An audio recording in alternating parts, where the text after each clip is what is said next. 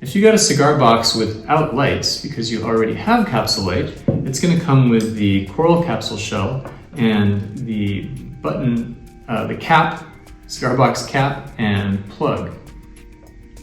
And you're going to need to take the electronics out of your capsule light.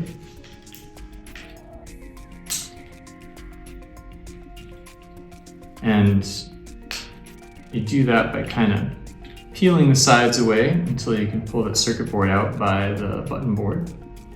And then to make it fit inside the more compact coral capsule shell, you're going to need to remove this foam puck that's at the end of the battery.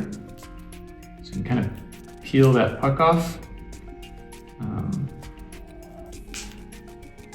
This one's really well stuck.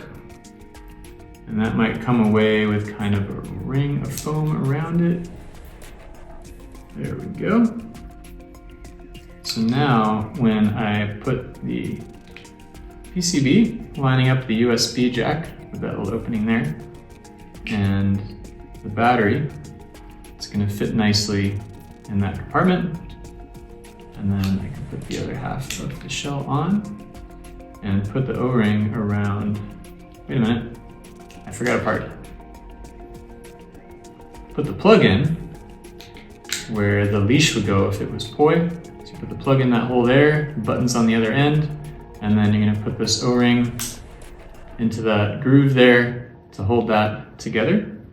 And then you take the cap and pop that on the end, and then you can press the button through the end there. And the box itself has a hole that has two openings. One opening has kind of a sharper edge, and the other opening has a more rounded edge. The rounded edge hole is also slightly larger, so you're going to want to go in from that end. And then this plug is a very snug fit. You want to push that in there until it's flush. And now you've got your light in your box. And you should be able to press the button from the outside there, pick your modes.